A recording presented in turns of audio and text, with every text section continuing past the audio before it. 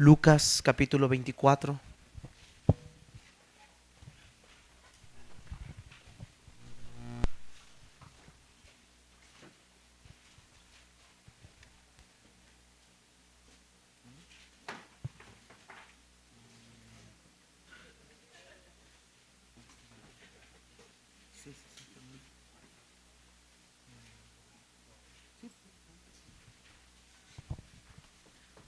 Lucas capítulo 24, versículo 1 al versículo número 12. Quiero invitarlos a que se pongan de pie, hermanos, para tener justo tiempo de la palabra de Dios. Lucas capítulo 24, versículo 1 al 12.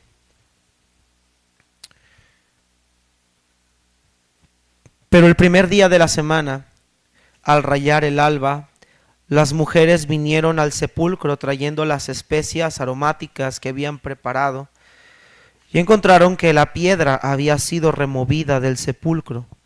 Y cuando entraron, no hallaron el cuerpo del Señor Jesús.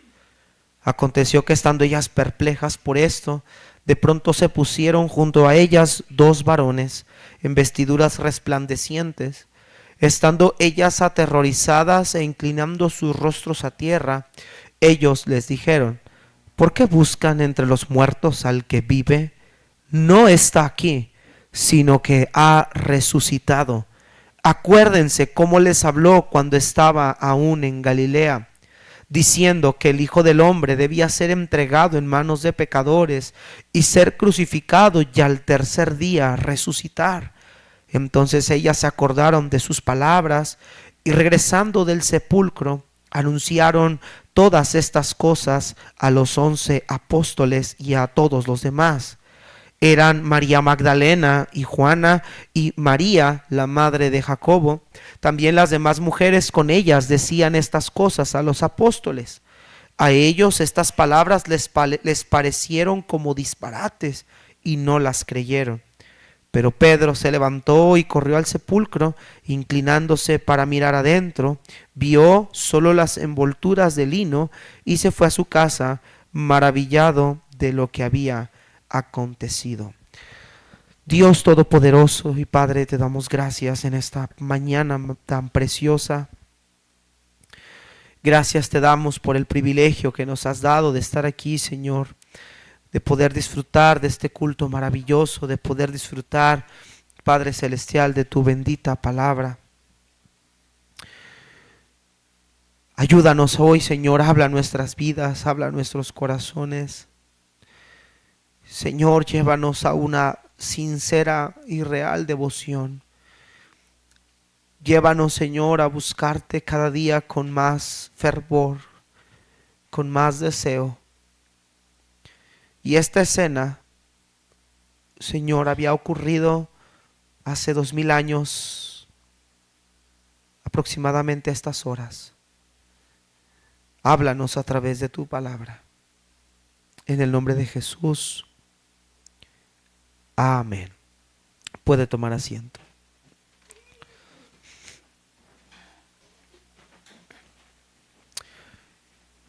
Imagínese usted esta mañana a la hora que usted se levantó, 3, 4 de la mañana, usted se está arreglando, se está preparando para ir al servicio de resurrección y de repente en todas las plataformas digitales saliera una noticia que dijera: noticia de última hora. Acaban de encontrar los restos de quien, según se informa, son los restos de Jesús de Nazaret, quien fue crucificado hace más de 2000 años. ¿Se imagina usted el impacto tan grande que los restos del Señor Jesucristo hubieran sido encontrados realmente? Que realmente sus huesos y su cuerpo o partes de su cuerpo fueron hallados. Hermanos, sin duda alguna, si eso sucediera o si eso hubiera sido real, dijo el apóstol Pablo, nosotros seríamos los más dignos de lástima. seríamos la burla de todo el mundo. Seríamos una religión más. Seríamos una secta más. Sin embargo, 2024 años, la tumba sigue vacía. Las pirámides egipcias son famosas porque contienen los cuerpos momificados de los antiguos potentados egipcios. La abadía de Westminster en Londres, Inglaterra, es renombrada porque en ella descansan los restos de los nobles y notabilidades inglesas. El cementerio de Arlington en la ciudad de Washington, Estados Unidos, es reverenciado porque es el honroso lugar donde descansan los restos de muchos americanos prominentes. Pero entre la tumba de Cristo y estos lugares que se acaban de mencionar, existe una diferencia tan grande como la que existe entre la noche y el día. Estos lugares son famosos y atraen visitantes de cerca y de lejos por lo que contienen, mientras que la tumba de Cristo es famosa por lo que no contiene. Y hay, hermanos, una grande diferencia entre Buda Gautama. Hay una gran diferencia entre Mahoma, entre Maharishi Mahesh. Y la gran diferencia entre estos personajes es que estos personajes son padres de religiones, de sectas, de filosofías, son padres de movimientos que hasta hoy día siguen manteniéndose vigentes, pero la gran diferencia entre estos personajes y Jesús de Nazaret es que estos personajes, sus cuerpos, sus tumbas están llenos de sus propios cuerpos, sus tumbas tienen los restos de estos personajes y la tumba de nuestro Señor Jesucristo está vacía. Cristo resucitó como Él dijo. Y eso es lo que nos hace, hermanos, estar en esta mañana aquí por la fe presenciando este maravilloso momento. Hermanos, y hasta el día de hoy esa tumba sigue estando vacía. Vemos aquí, hermanos, que después de la muerte de nuestro Señor Jesucristo, las mujeres el primer día de la semana habían ido para ungir el cuerpo del Señor. Y vemos, hermanos, vamos a ver una primera escena, hermanos. En primer lugar, vamos a ver una entrega incondicional. Vea lo que dice Lucas 24, versículo 1, hermanos. Adelante, váyame siguiendo por favor, hermanos, con sus Biblias, ya que cuando vamos a hablar o usamos narraciones del Nuevo Testamento, hermanos, sobre todo en los evangelios, tenemos que hacer uso, hermanos, de los textos paralelos de todos los 4 evangelios para poder completar, obtener con más precisión, hermanos, una escena, ya que cada uno de los autores, Mateo, Marcos, Lucas, Juan, narran y presencian, hermanos, la resurrección y otros eventos del Señor desde ángulos completamente diferentes. No es que los evangelios se contradicen, sino al contrario, crean una armonía perfecta, un rompecabezas que nos permite entender todas las partes, hermanos, de cada uno para armar un suceso, hermanos. Mire lo que dice Mateo 24, verso 1. Hermanos, vamos a ver una entrega incondicional. Pero el primer día de la semana, al rayar el alba, las mujeres vinieron al sepulcro trayendo las especias aromáticas que habían preparado.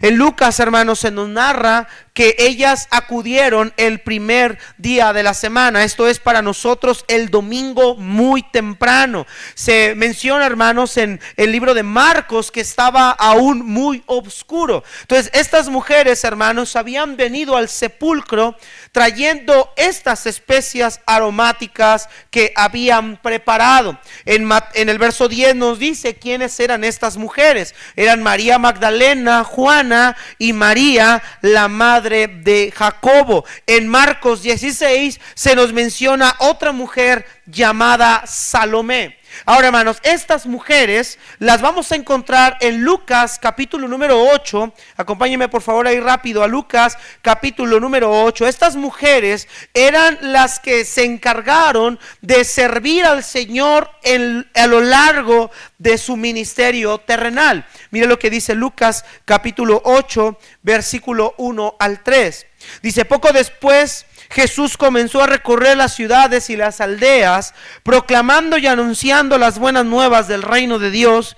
Con él iban los 12 discípulos y también algunas mujeres que habían sido sanadas de espíritus malos y de enfermedades. María, llamada Magdalena, de la cual habían salido 7 demonios, Juana, mujer de Chuza, mayordomo de Herodes, Susana y muchas otras que de sus bienes personales contribuían al sostenimiento de ellos. Note que estas mujeres habían servido al Señor Jesucristo a lo largo de su ministerio terrenal. Dice que con sus bienes ellas contribuían al sostenimiento de Jesucristo y de los apóstoles. Ellas eran unas fieles servidoras del Señor Jesucristo. Y ahora lo que están haciendo en Lucas 24, hermanos, es que van al cuerpo, van al sepulcro a ungir el cuerpo del Señor Jesucristo con estas especias aromáticas. Se utilizaban estas especias aromáticas, hermanos, para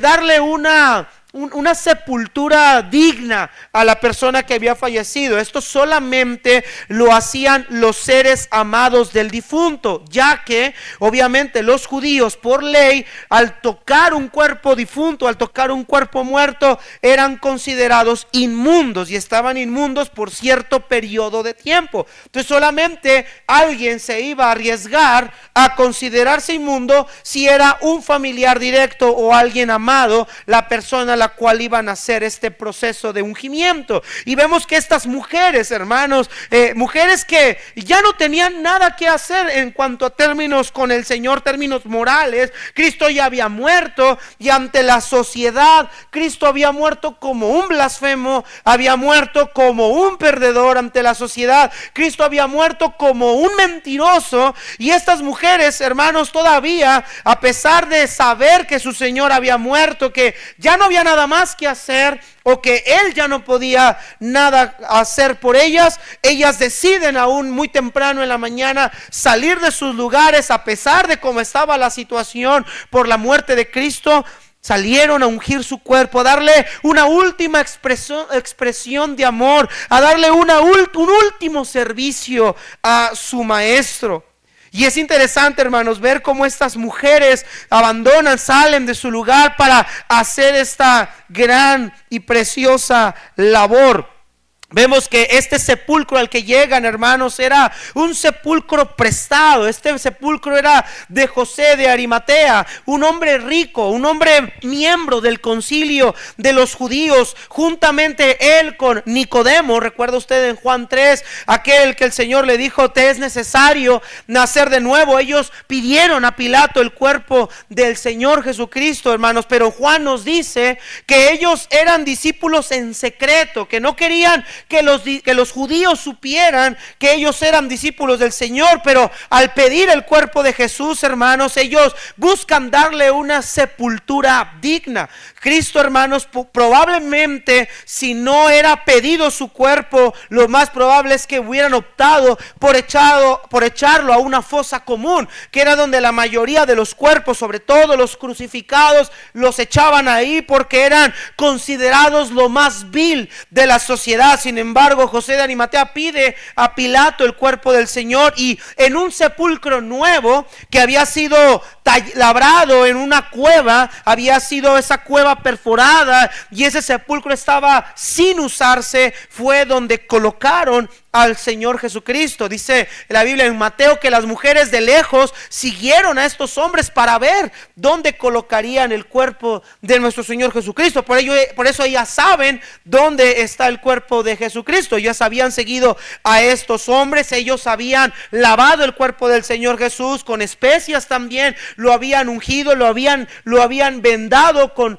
los sudarios y con lo que hacían, que era un proceso de embalsamamiento, donde ponían al cadáver para evitar la putrefacción del cuerpo inmediata debido al clima, y ellos lo ponen en ese sepulcro y ponen una piedra gigantesca a la entrada de la puerta de ese sepulcro. Esos sepulcros se ponían piedras gigantescas para evitar el hedor de los cuerpos que estaban en estado de descomposición. Entonces estas mujeres van a esa tumba que siguieron para buscar darle al Señor una última unción, darle al Señor una última despedida, una última honra, y no lo pudieron hacer cuando Jesús murió luego, porque dice la Escritura que Cristo muere en la preparación del día de reposo. Es decir, Cristo muere aproximadamente a las 3 de la tarde, hermanos, y casi acercándose la hora, las 6 de la tarde, era el inicio del día de reposo, por lo cual las mujeres no hicieron esta preparación inmediatamente, se esperaron al término del día de reposo para conseguir las especias aromáticas, y por eso las vemos el primer día de la semana ir buscando al Señor para poder ungirlo muy temprano en la mañana. Y hermanos amados, estas mujeres nunca olvidaron lo que el Señor hizo por ellas. Ellas quieren ungir este cuerpo, un cuerpo que en ese momento a la mente de ellas ya no puede ofrecerles nada, un cuerpo que está allí inerte, de un hombre que ellas siguieron por 3 años y que murió como un mentiroso sin gloria, como un blasfemo, como un malhechor, como un criminal. Y aún ellas, a pesar de todas esas cosas y de todos esos dichos, ellas van a querer ungirle. Nunca recordaron que de ellas habían sido perdonados muchos pecados. Una de ellas nunca había olvidado que el Señor le había perdonado muchos de sus pecados. Una de ellas nunca había olvidado que el Señor había quitado 7 demonios de ella y malos espíritus. Otras de ellas nunca olvidaron que el Señor las había sanado de múltiples enfermedades, y nunca ellas olvidaron lo que el Señor había hecho a lo largo de su vida. Le sirvieron y aún en su muerte están por servir al Señor una vez más. ¿Qué clase de devoción, qué clase de entrega tienen estas mujeres? Ni los discípulos siquiera se habían atrevido a salir de sus lugares. Ellos habían huido, ellos estaban escondidos, asustados, pensando que iban a ir tras ellos los guardias. Pero estas mujeres olvidan eso, el miedo, lo que pudiera suceder. Ellas quieren darle al Señor un servicio más, un último servicio. Y hermano, yo quiero preguntarle a usted, ¿qué clase de devoción tenemos por el Señor nosotros hoy? ¿Qué tan dispuestos estamos nosotros a servir a nuestro Señor? Ahora, hermanos, nosotros sabemos que no servimos a un hombre que está muerto, que yace ahí, hermanos, en un sepulcro. Nosotros sabemos que servimos a un Cristo resucitado, que servimos a un Señor que está vivo, aquel que nos dijo, hermanos, que Él resucitará al tercer día. ¿Qué clase de entrega nosotros hoy tenemos al saber que al Dios que servimos es un Dios que está vivo y que todo lo que Él ha dicho se ha cumplido? Hermanos, la devoción que nosotros tenemos hoy debería ser mayor que lo que estas mujeres están haciendo. Ellas van buscando un cuerpo. Nosotros sabemos que no hay un cuerpo y que todo lo que hagamos por el Señor nunca será en vano. ¿Qué clase de devoción tenemos nosotros por el Señor hoy? ¿Qué clase de devoción expresamos a Dios? ¿Qué clase de sacrificios, entrega, servicio estamos dispuestos a dar al Señor desde hoy? Cristo había dicho que al que mucho se le perdona, mucho ama. Y estas mujeres lo entendían. Estas mujeres sabían que, hablo de María Magdalena, por ejemplo, sabía que mucho se le había perdonado. Y su devoción era tan grande. Ahora yo quiero decir una cosa, hermanos. Ninguno de nosotros, de los que estamos aquí, puede decir que poco se le ha perdonado, hermanos. A todos se nos ha perdonado mucho. A todos se nos ha perdonado mucho. Y la respuesta de estas mujeres a lo que lo que iban a hacer a Jesús, no era una muestra de religiosidad, hermanos.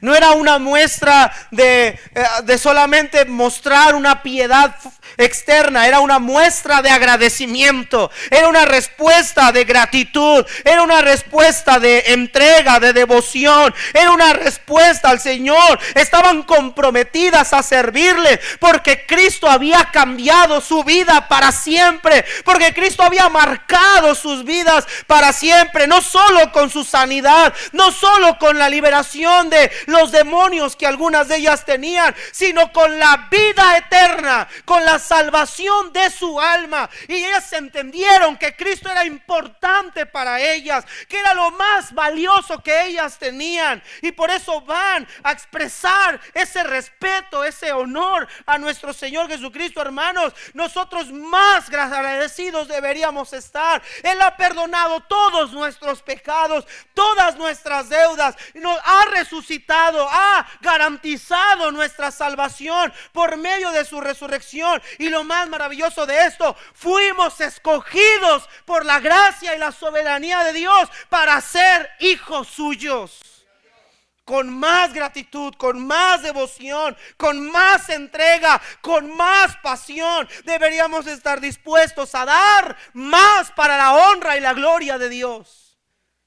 Deberíamos estar dispuestos a hacer más para Él, porque estamos sirviendo a un Dios vivo, no a un muerto. Veo cada año cómo personas religiosas sirven a sus ídolos, con comidas, con ofrendas, con mandas, con recorridos, caminando de aquí para allá, de rodillas, lacerándose, flagelándose, esperando recibir un favor de ese ídolo, esperando agradar a ese ídolo, esperando que ese ídolo se agrade de ellos. Y qué triste será cuando despierten en las llamas eternas, viendo que ese mono, esa figura de yeso, de papel, jamás podía recompensarles nada de los sacrificios que esas personas hicieron. Pero hermanos, nosotros somos diferentes. Todo lo que hagamos para el Señor, dice la Escritura, no es en vano. Si tan solo, Cristo dijo, le dieras a estos hijitos que creen en mí un vaso de agua, recompensa tendréis. Hermanos, nosotros debemos de tener una entrega incondicional, una devoción total. Y no hablo de ungir un cuerpo, hermanos, hablo de buscar el reino de Dios y su justicia. Y todo lo demás que nos atañe y nos preocupa nos vendrá por añadido. Pero esta devoción, hermanos, nos lleva a una segunda escena, hermanos. Una tumba inexplicablemente vacía. Mire, en Marcos 16, hermanos, versos 2 y 3, vamos al pasaje paralelo un momento. Marcos 16, versículo 2 y 3. Vemos que estas mujeres van al sepulcro para ungir el cuerpo del Señor Jesús. Vea lo que dice verso 2 y 3. Muy de mañana, el primer día de la semana, llegaron al sepulcro cuando el sol ya había salido. Y se decían unas a otras: ¿quién nos removerá la piedra de la entrada del sepulcro? Note que estas mujeres, hermanos, van de mañana al sepulcro buscando ungir este cuerpo, buscando dar esa entrega, esa devoción incondicional a su Señor. Y vea que hay una pregunta en su mente: ¿quién nos va a remover la piedra del sepulcro? Ellas sabían que no iban a ser los discípulos, no iban a ser Pedro, ni Pedro, ni Juan, ni ningún otro de ellos. Estos hombres habían abandonado al Señor Jesucristo, habían huido cuando Cristo fue arrestado. En otro texto nos dice, hermanos, que ellos estaban escondidos en una casa con las puertas bien cerradas para evitar que fueran arrestados. Pedro había negado al Señor 3 veces, hermanos, 2 veces, hermanos, antes de que el gallo cantara. En 3 ocasiones había maldecido en el patio, hermanos, en el patio exterior donde Cristo estaba siendo juzgado. Entonces estas mujeres saben que no pueden contar con los discípulos para abrirles el sepulcro. Ahora, delante de ellas tienen a una guardia romana custodiando esa gran piedra, ese gran sepulcro, y ellas creen y saben, piensan que ni siquiera los romanos serían capaces de hacerles un acto o un favor de misericordia para abrirles semejante piedra, hermanos, una piedra gigantesca que era necesario ser movida por varias personas, y a menos no siquiera cargarla, simplemente solo rodarla hacia un lado para poder dar acceso al sepulcro. A pesar de su devoción, a pesar de su entrega incondicional, había incredulidad, porque ellas no recordaron que el Señor Jesús les dijo que Él resucitaría al tercer día. Ellas esperaban ver un cuerpo ahí, ellas esperaban ver el cadáver, ellas esperaban ver el cuerpo de nuestro Señor Jesucristo allí tendido, hermanos. Pero no solo tienen este problema, no solo tienen una gran piedra que mover, no solo tienen una gran guardia romana que poder tratar de convencer, sino que detrás de todo eso hay un sello de autoridad irrompible. Acompáñenme por favor ahí en Mateo 27, hermanos. Y esto es importante porque estas mujeres tienen varios obstáculos para tratar de ungir el cuerpo de Jesús. Tienen una grande piedra que no la pueden mover ellas, una guardia romana que está custodiando un cuerpo que no va a ser capaz de moverse de su trabajo para ayudarles a mover esta piedra, y tienen un sello de autoridad irrompible. Mire Mateo 27, 62 al 63. Vamos a ver este sello que tenían por delante. Al día siguiente, que es el día después de la preparación, se reunieron ante Pilato los principales sacerdotes y los fariseos y le dijeron: Señor, nos acordamos que cuando aquel engañador aún vivía, dijo: después de 3 días resucitaré. Por eso ordene usted que el sepulcro quede asegurado hasta el tercer día, no sea que vengan sus discípulos, se lo roben y digan al pueblo: Él ha resucitado de entre los muertos, y el último engaño sea peor que el primero. Pilato le dijo: una guardia tienen, vayan, asegúrenlo como ustedes saben. Y fueron y aseguraron el sepulcro, y además de poner la guardia, sellaron la piedra. Estos principales sacerdotes, fíjense hermanos, qué increíble, fueron más capaces estos de acordarse de que Jesús anteriormente había dicho que Él destruiría este templo y que al tercer día lo levantaría. Estos incrédulos, estos miserables, teniendo en mente que Cristo había dicho que habría de resucitar, hermanos, fueron a Pilato a pedirle que pusiera una guardia y que sellara esa puerta para evitar que los discípulos robaran el cuerpo. ¿Por qué esto? Porque ellos no creían en Cristo, hermanos. Ellos no creían que Jesucristo era el Mesías, y mucho menos creían que resucitaría. Creían en la resurrección, mas no en que Cristo resucitaría. Ellos creyeron que esto era un juego de los discípulos o un plan de robar el cuerpo de Jesús, sacarlo de la tumba, esconderlo por ahí y decir que había resucitado. Y entonces estos tienen temor y dicen: no, ¿sabes qué? No vaya a ser que vaya a ser peor el problema. Digan que este hombre se levantó entre los muertos y no vamos a poder callar esta situación. Entonces fueron a Pilato pidiéndole una guardia, pidiéndole que lo sellaran, que protegieran el sepulcro para evitar que los discípulos aparentemente robaran el cuerpo del Señor Jesucristo. Y este sellado de la tumba consistía en una cuerda, una soga que era atado cruzando por la piedra, tapaba la entrada del sepulcro. Y hermano, esta cuerda era adherida en los dos extremos de la roca por en medio de un sello hecho de arcilla. Estos sellos se ponían ahí con arcilla en la presencia de los guardias romanos y testificaban de alguna manera con este sellado que esto era a cargo, o era una vigilancia a cargo del Imperio Romano. Ese sello, hermanos, era un símbolo de autoridad, era una ley romana. Si alguien violaba ese sello imperial, tenía que comparecer con la pena capital por romper un sello o romper un edicto. ¿Recuerdas tú cuando Daniel es echado a los fosos de los leones? Pone una gran piedra sobre él y Darío con su anillo pone un sello para evitar que esa piedra se abra hasta que él autorice. Entonces estas mujeres tienen 3 problemas. Tienen una piedra inmovible, tienen una guardia romana que no se va a despegar de ahí, que no les va a ayudar, y tienen un sello que no pueden romper. Aparentemente es muy difícil que pudieran ungir el cuerpo del Señor, porque abrir esa piedra, porque aunque sea para ungir a Cristo, indicaba violación a la ley marcial romana. Estas mujeres tienen un problema. ¿Quién podría abrir semejante sepulcro? Pero note lo que dice Mateo 28:1, hermanos.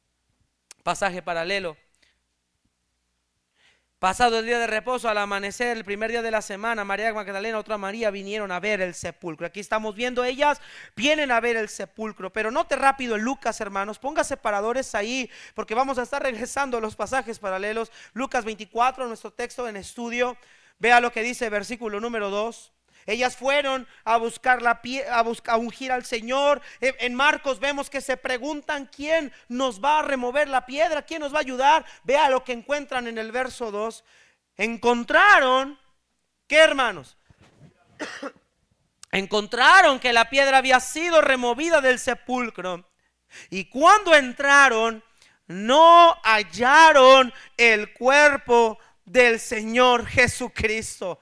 Llegaron al lugar, dice que en Marcos que llegaron y levantando la mirada arriba, vieron que la piedra había sido removida. Inmediatamente corren a ver qué fue lo que pasó, por qué la piedra está removida. Quizá ellas se preguntaron, pero yo me acuerdo que aquí lo pusieron. Yo vi cuando José de Arimatea y Nicodemo lo metieron allí a ese lugar y vimos cómo cerraron. ¿Por qué la piedra está abierta? ¿Qué pasó con el cuerpo de Jesús? Mire la pregunta que se hicieron. Juan 20, mira el pasaje paralelo, Juan 20, Juan capítulo 20, hermanos, versículo número 2. Entonces corrió y fue donde estaba Simón Pedro y el otro discípulo a quien Jesús amaba, y les dijo: se han llevado al Señor del sepulcro y no sabemos dónde le han puesto. Vea que estas mujeres llegan y se empiezan a preguntar: ¿dónde está el cuerpo de nuestro Señor? ¿Dónde está? ¿Dónde le pusieron? ¿Qué hicieron con él? ¿Cómo es posible que la piedra esté removida? Ahora, hermanos, ellas no sabían esto, pero tú y yo sí. Mire lo que dice Mateo 28, hermanos. Mateo 28:1. Ellas ven una tumba inexplicablemente vacía. ¿Cómo es posible que esta piedra esté vacía?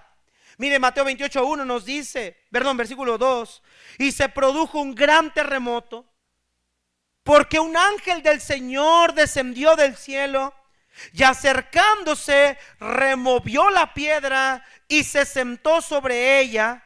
Su aspecto era como un relámpago y su vestidura blanca como la nieve, y de miedo a él los guardias temblaron y se quedaron, ¿qué, hermanos?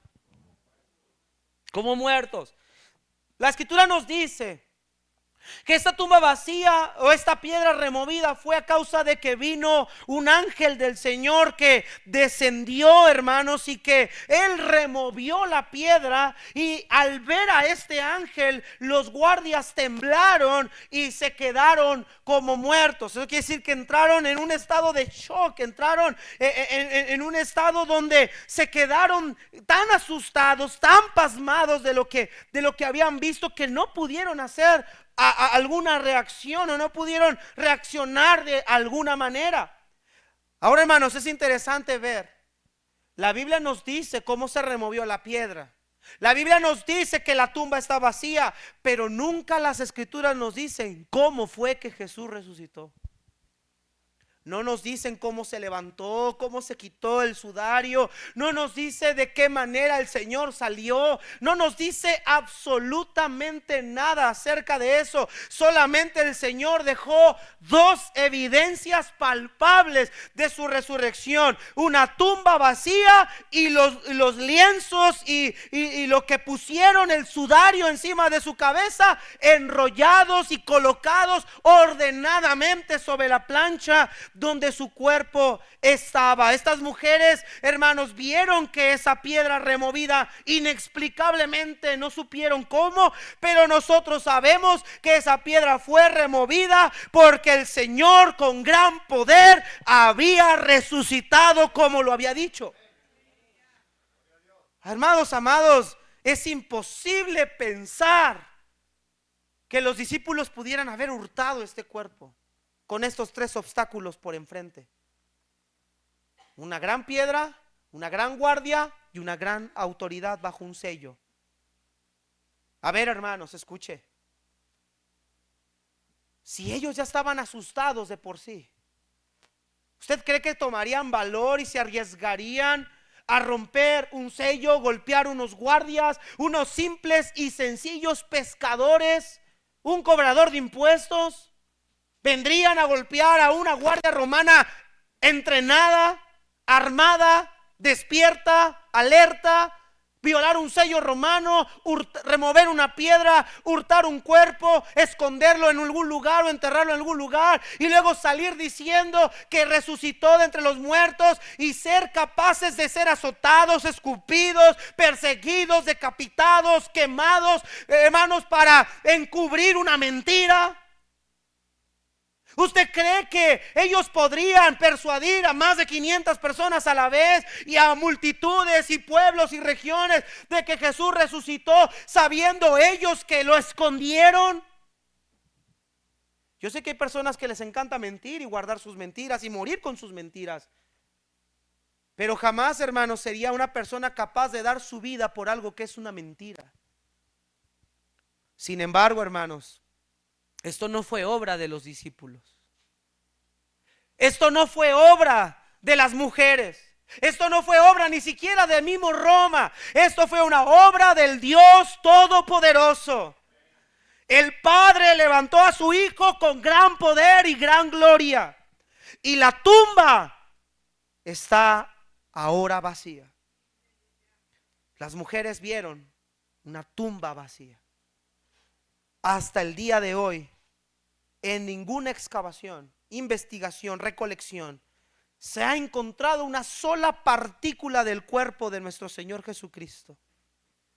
Esa es una de las evidencias palpables de que Jesús está vivo. Es una de las evidencias palpables de que Jesús no está muerto como mucha gente en ese momento suponía. Estas son pruebas palpables de que ese cuerpo no pudo haber sido hurtado, de que ese cuerpo no pudo haber sido escondido. Queridos hermanos, en ningún momento, en ningún lugar de la tierra han encontrado los restos de Jesús y no los encontrarán, porque corporalmente Él está sentado a la diestra del trono de Dios. Jamás encontrarán ni un solo hueso de su cuerpo. Cristo está vivo. Una tumba inexplicablemente vacía ahora es una tumba explicablemente entendida. Ahora sabemos nosotros que una tumba vacía representa salvación y justificación para el hombre que cree en Él. Pero para ellas era un desconcierto. Para ellas era duda. Para ellas era temor, asombro. ¿Qué está pasando? No entendemos nada. Pero ven, en Mateo dice que vieron un ángel, un varón sentado. En Marcos dice un varón sentado al lado de la piedra. En Lucas dice que eran dos varones con vestiduras blancas. Pero ellos ven a estos seres, ven a estos varones, y ellos les dicen una cosa interesante a ellas ante este desconcierto. Note Lucas 24, hermanos, regresamos a nuestro texto, por favor. Lucas 24, ellos les dicen, en tercer lugar, una extraordinaria noticia.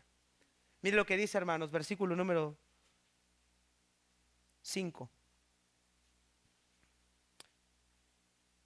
Perdón, versículo 4 dice: aconteció que estando ellas perplejas por esto, de pronto se pusieron junto a ellas dos varones en vestiduras resplandecientes. Y estando ellas aterrorizadas e inclinando sus rostros a tierra, ellos le dijeron: ¿por qué buscan entre los muertos al que vive? No está aquí, sino que ha resucitado. Acuérdense cómo les habló cuando estaba aún en Galilea, diciendo que el Hijo del Hombre debía ser entregado en manos de pecadores y ser crucificado, y al tercer día resucitar. En Marcos dice: no se asusten ustedes, buscan a Jesús Nazareno, el que fue crucificado, ha resucitado, no está aquí. Miren el lugar donde le pusieron. Hermanos, lo que ellas no entendieron, lo que para ellos era una tumba inexplicablemente vacía, ahora se convertiría en una extraordinaria noticia. Hey, mujeres, no se asusten, no se alarmen. Este Jesús a quien tú buscas no está aquí.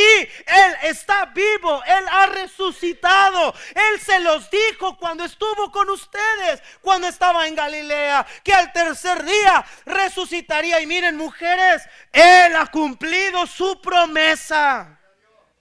Ha cumplido su promesa. Él no está aquí. Ustedes están viniendo a buscar un cuerpo que saben que ya no iba a estar aquí. Y lo inexplicable se convirtió en explicable ahora. Amados hermanos, la resurrección de Cristo no fue un evento al azar. La resurrección de Cristo no fue un evento sacado de la manga, fue un evento previamente anunciado. Ahora, el ángel aquí en Lucas nos da referencia de que les advirtió esto cuando estaba en Galilea. No vamos a ir a los pasajes por tiempo. Mateo 16, 21, 26 es el primer anuncio de la muerte y la resurrección de Cristo.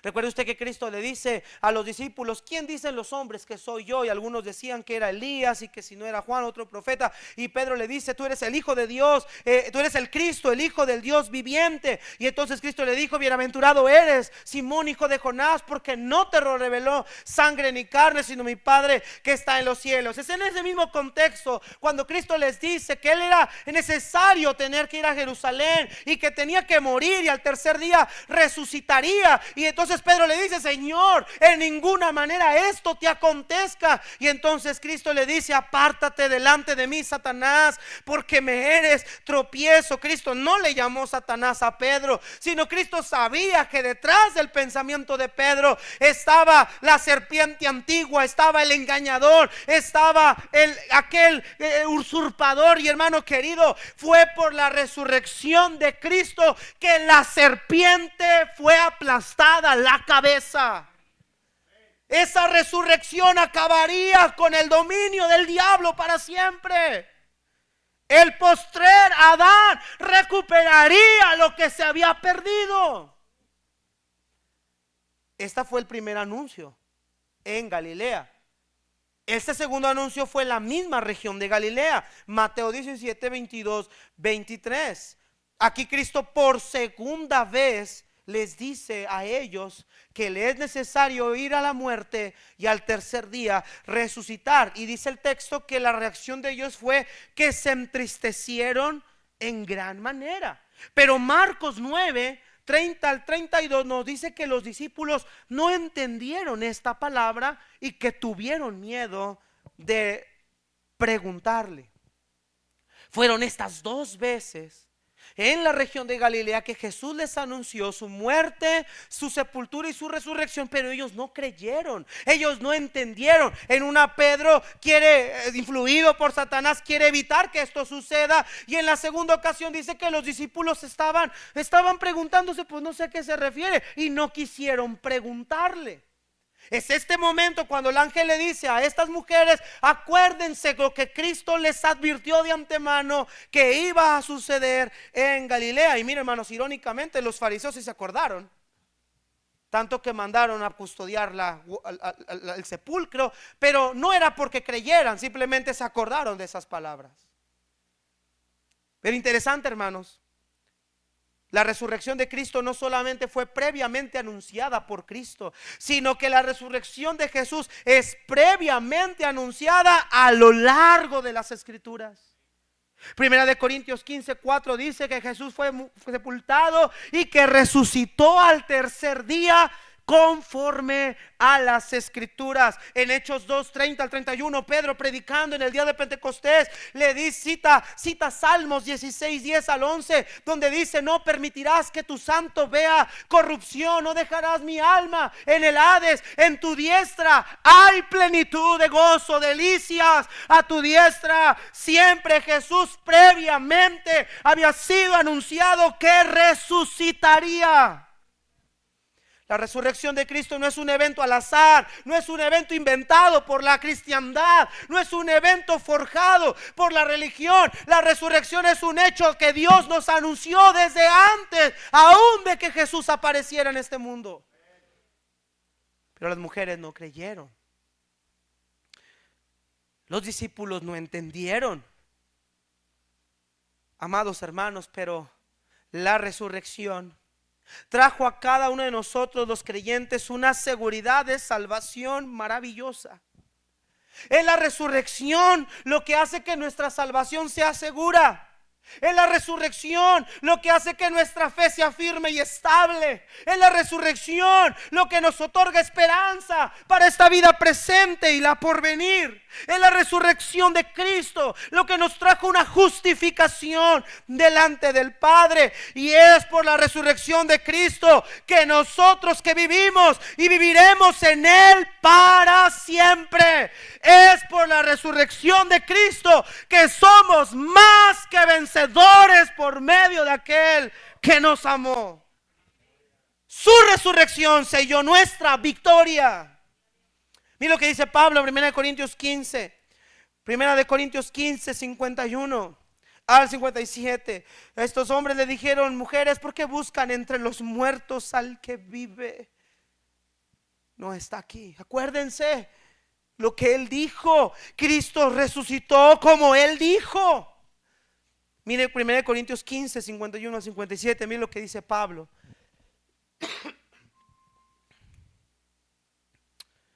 Así que les digo un misterio. Algo que no había sido revelado previamente será revelado ahí. No todos dormiremos, pero todos seremos transformados en un momento, en un abrir y cerrar de ojos.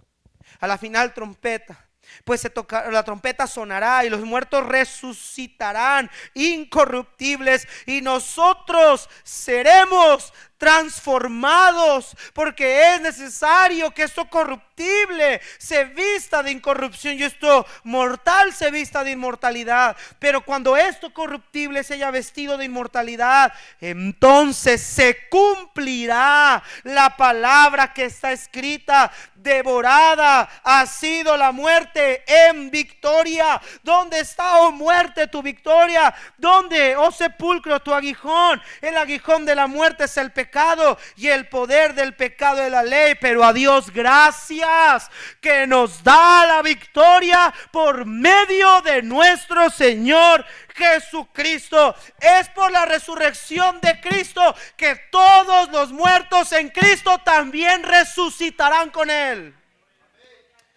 Por eso Pablo le dice a los tesalonicenses: hermanos míos, no se entristezcan como los que no tienen esperanza, porque si creemos que Jesús murió y resucitó, también Dios traerá con Él a los que murieron en Él.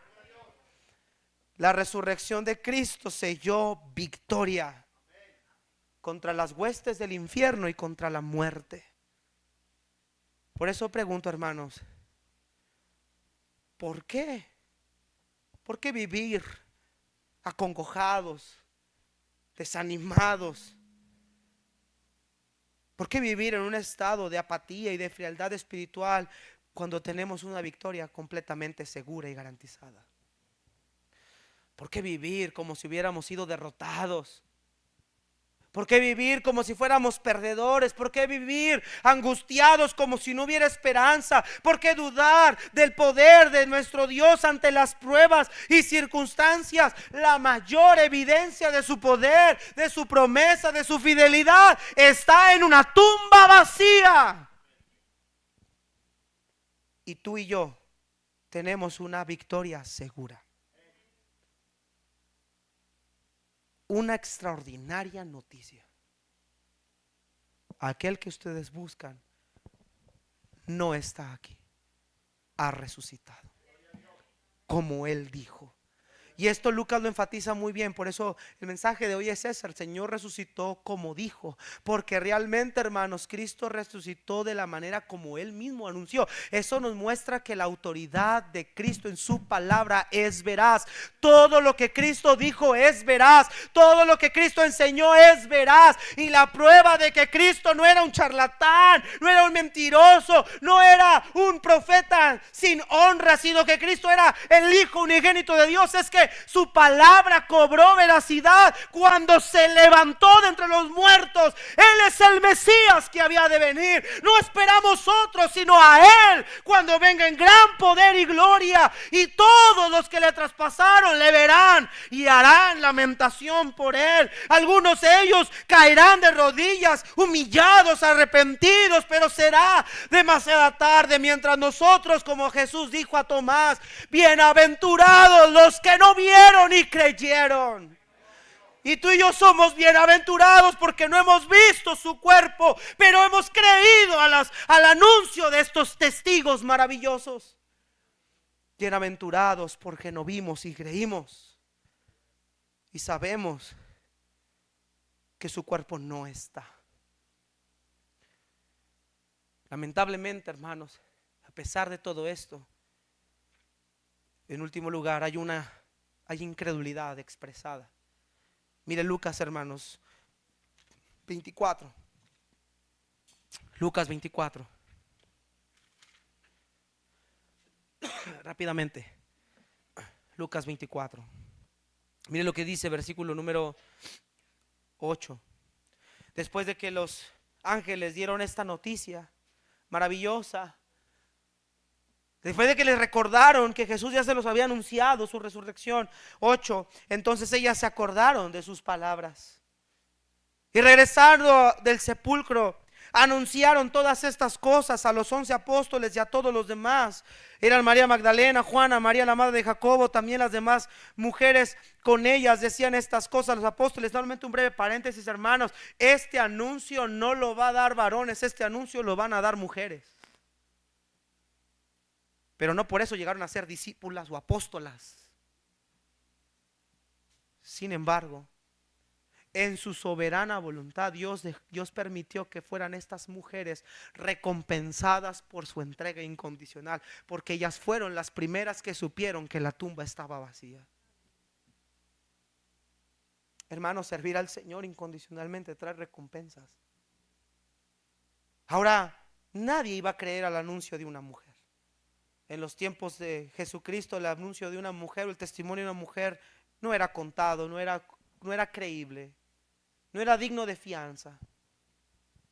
Sin embargo, ellas van. En Mateo nos dice y en Marcos que el ángel le dice: vayan y díganle a los discípulos y a Pedro. En Marcos dice que el ángel les dijo: vayan, díganle esto a los discípulos, díganle a Pedro. Ahí hace una separación y luego dice: y díganles que vayan a Galilea, porque Cristo también les había dicho que cuando resucitara los vería en la región de Galilea. Pero ¿sabe qué, hermanos? Interesante. Los ángeles le dicen: ve y díganle a los discípulos y a Pedro. Ahora, ¿por qué a Pedro? ¿Por qué no meterlo dentro de? Porque Pedro fue uno de los que cuando Jesús anunció su muerte dijo: Señor, yo no te dejaré. Señor, yo estoy dispuesto a ir contigo a la muerte. Si todos se escandalizan, yo no me voy a escandalizar. Y Cristo le dice: Pedro, esta noche tú me vas a negar 2 veces antes de que el gallo cante 3 veces. Y hermanos, es interesante esto. Pedro, si usted recuerda, cuando lo negó, dice que lloró amargamente. Pero escuchar que Jesús había resucitado reconfortaría otra vez a este hombre. Lo haría volver a entender. Y como Dios, hermanos, a pesar de que le fallamos una y otra vez, Él sigue expresándonos su amor incondicional. El Señor quería que Pedro supiera esto, para que recordara, pero también para que entendiera que el Señor lo había perdonado. Sin embargo, vemos la reacción de los discípulos, versículo 11, ahí en Lucas 24. a ellos estas palabras les parecieron como disparates y no las creyeron. La palabra disparate se traduce como una locura. Ellas les parecieron que estas mujeres están locas. Estas mujeres están locas. El dolor las tiene locas. Yo siempre he pensado eso, hermanos, pero ya vimos que no. Ahora, hermanos, ¿por qué pensaron que estaban diciendo disparates? Mateo 28:8 dice que ellas a toda prisa corrieron del sepulcro con temor y gran gozo. En Marcos dice que ellas estaban con gran temor y que estaban temblando. Entonces imagínate, temor, gozo, temblando, asustadas. ¿Qué clase de emociones encontradas no tendrían estas mujeres para dar el anuncio de que Jesús había resucitado? Quizá ellos pensaron: hey, mujeres, ustedes están histéricas, tranquilícense. Que no es cierto que Jesús se levantó entre los muertos, cálmense, contrólense. Pero ellas no sabían ni siquiera qué sentir. Hoy tú y yo sí sabemos qué sentir: gozo, alegría, contentamiento, ganas de servir, de trabajar, fervor y amor por nuestro Dios, devoción total, porque nuestro Mesías está vivo. Pero ellos no creyeron. Juan 20:9 dice que no habían entendido aún las escrituras acerca de que Cristo habría de resucitar. Hoy sigue existiendo escepticismo frente a la resurrección del Señor. Algunos piensan que los discípulos entraron en una especie de psicosis, donde se imaginaron por su dolor al Señor. Otros afirman que Cristo solo apareció en visiones. Otros dicen que Cristo apareció en forma espiritual. Algunos piensan que Cristo solo fue la imaginación de algunos. Algunos dicen que Cristo fue hurtado y desaparecido. Sin embargo, aún todos estos pensamientos, las evidencias de su resurrección siguen siendo contundentes. Una tumba vacía, un cuerpo sin encontrarse, una serie de testigos oculares que lo presenciaron y un Espíritu Santo que confirma su resurrección. Bienaventurados los que no vieron ni creyeron. Nuestra fe no está sustentada nada más en evidencias, sino en la veracidad de las palabras de Cristo. Él resucitó como había dicho. Después vemos a Pedro que va al sepulcro corriendo y Juan va atrás de él, dice el discípulo amado, que va corriendo, le gana la carrera, pero Juan se queda nada más al entrar al sepulcro y Pedro entra al sepulcro y ve los lienzos acomodados ordenadamente. Y entonces Pedro vio y creyó. Amados hermanos, un día nosotros no veremos lienzos ni tumbas vacías. Un día nosotros veremos a Cristo descender con gran poder y gran gloria. Un día lo veremos tal como Él es, no en imagen, no en figura. Y un día podremos, al verlo, poder decir que la fe que tuvimos en esta tierra no fue una fe ciega, no fue religiosidad, no fue fanatismo. Yo creo que quizá algunos de ustedes, sobre todo los que tienen padres incrédulos o familiares, le han de haber dicho: ¿a qué vas a las 6 de la mañana, loco? Hable loco, menso, no sé qué vas en la mañana. Quizá a lo mejor algunos de nosotros somos tachados de locos, incomprendidos, pero tú y yo sabemos que estamos aquí porque hemos creído que Jesús está vivo. Y lo único que debemos hacer es esperar pacientemente su otra promesa, y que así como cumplió esta, como lo había dicho, así también cumplirá la otra como Él había dicho. Así vendrá, como le habéis visto ir al cielo. He aquí yo vengo pronto y mi galardón conmigo. Ciertamente vengo en breve. Sí, ven, dice la iglesia, ven Señor Jesús. Ahora nosotros esperamos con ansias no un cordero pascual. Ahora esperamos con ansias no a un hombre dispuesto a dar su vida en una cruz. Ahora esperamos al gran libertador de nuestras almas, al que enjugará toda lágrima de los ojos de sus mártires. Y si un día, iglesia, tenemos que pagar el precio por predicar del Cristo resucitado, que así sea. Él vale la pena. Él vive, y por cuanto Él vive, todos nosotros viviremos. Vamos a orar, hermanos. Puestos de pie, vamos a orar.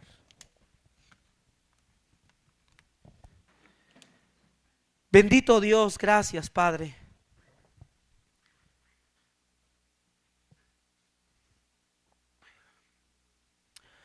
Gracias porque estás vivo.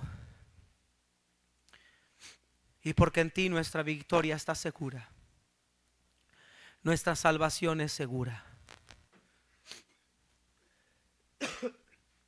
Nuestros pecados fueron completamente pagados. Somos completamente absueltos de toda deuda. Hoy existe una esperanza firme y confiable. Así como tú resucitaste, tal como lo habías dicho, así todas tus promesas serán cumplidas y son cumplidas en tu nombre. Tú no dejarás caer a tierra ninguna de tus palabras. Perdónanos porque no hemos tenido una entrega total. Perdónanos porque hemos limitado nuestro servicio a ti. Padre, perdónanos. Amados hermanos, todos estamos en oración. ¿Por qué no nos postramos a Dios? ¿Por qué no postrarnos y decirle: Señor, te quiero entregar mi vida, quiero entregarte mi ser, quiero servirte más, quiero honrarte más, quiero vivir para ti, quiero renunciar a todos estos pecados? Querido amigo que está aquí, visitante, creer en Cristo no es solamente saber que Él resucitó, sino arrepentirse de su maldad, de su pecado. Así como Él cumplió su promesa de que Él resucitaría, así también Él dijo que todo aquel que no cree en Él será condenado. Toda la palabra de Dios es veraz. Querido amigo pecador, hoy es el día de su salvación, porque Cristo murió por usted y resucitó por usted. Porque en Cristo hoy usted puede tener vida eterna. Nada vale más la pena. Su pecado, su maldad, sus prácticas no valen más la pena que su eternidad. Pero no podemos acercarnos a Dios con ese pecado. Usted necesita a Cristo. Habrá alguien que en esta mañana diga: pastor, yo quiero aceptar a Cristo. Yo quiero recibirlo como mi Salvador. Yo quiero entregarle mi vida para que me salve. No quiero ir al infierno. Él murió por ti. Tu deuda la llevó en su cuerpo. Él pagó.